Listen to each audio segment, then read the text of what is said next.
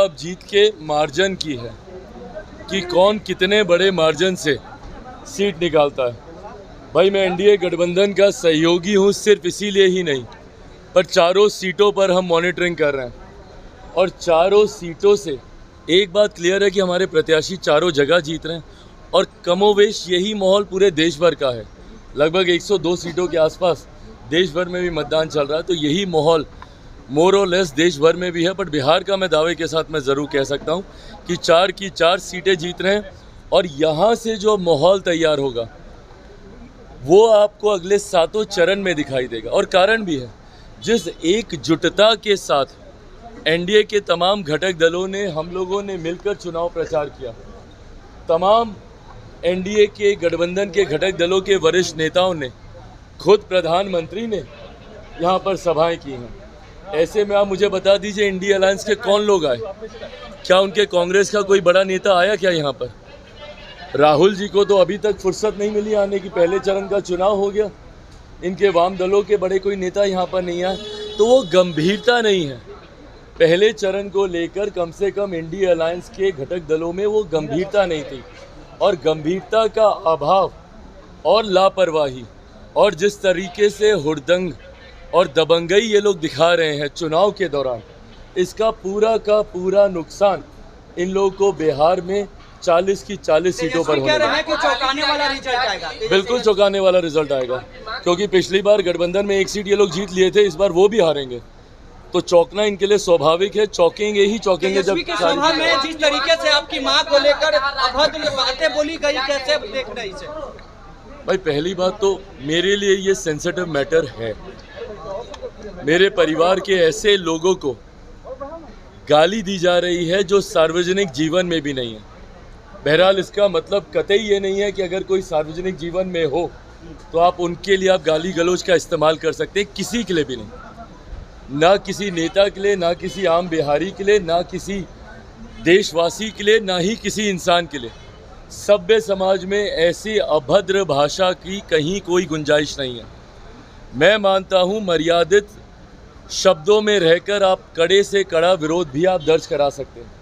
शब्दों की मर्यादा को राजनीति में रखना ज़रूरी है, और ख़ास तौर पर ये जिम्मेदारी हम जैसे युवाओं पर और बढ़ जाती है, जिनको एक बड़ी आबादी अपना आदर्श मानती है।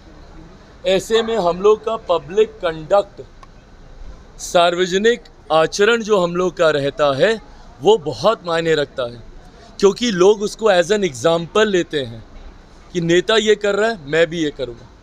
आपकी खामोशी, मौन समर्थन रहा उन असामाजिक तत्वों के लिए जो आपके सामने गाली दे रहे थे, और आप उस पर कार्रवाई करने की बजाय या कोई कड़ा वक्तव्य देने की बजाय आप क्या कहते हैं कि मैंने सुना नहीं। आप क्या कहते हैं कि ये छोटी बातों को तूल नहीं देना चाहिए।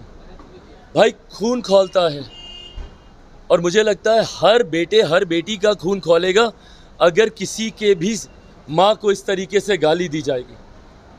किसी के भी साथ ये घटना होगी, हर किसी का खून खौलेगा। मैं तब भी बहुत संयमित तरीके से अपनी बातों को रख रहा हूँ, पर इन बातों पर दुख या कार्रवाई करना तो दूर, इसको कवर अप करने का प्रयास किया जा रहा है और इसको ढकने का प्रयास किया जा रहा है, ये बोलकर कि ऐसी बातों को तूल नहीं दिया जाना चाहिए। ये आपकी मानसिकता को दर्शाता है।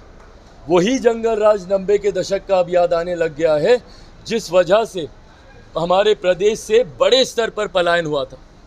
ये अगर वो जंगल राज की परछाई नहीं है तो और क्या है? आज एक असामाजिक तत्व में इतनी हिम्मत कि तेजस्वी यादव के सामने चिराग पासवान के परिवार को गाली दी जाती है और वो कुछ नहीं बोलते हैं। सोचिए उस व्यक्ति की हिम्मत कितनी बढ़ेगी। गांव में जाएगा, देहात में जाएगा, जब चिराग पासवान की मां के बारे में बोलने में कुछ नहीं हुआ तो गांव की महिलाओं के साथ वो क्या हरकत करेगा। यही जंगल राज है जिसकी अब आहट सुनाई देने लग गई है। और ऐसे में इन लोगों की सोच, दुख मुझे इस बात का ज़रूर है कि मेरा छोटा भाई है, वो उनके सामने ये हुआ।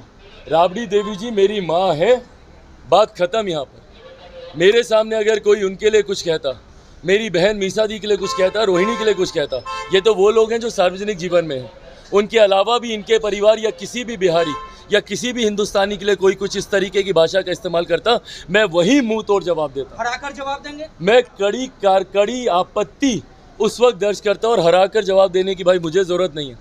बिहार की जनता आज की तारीख में सक्षम है इस बात का आकलन करने के लिए कि जो लोग इस तरीके की भाषा का इस्तेमाल कर रहे हैं, जो चुनाव में ही आपकी माँ बहनों को अपमानित करते हैं।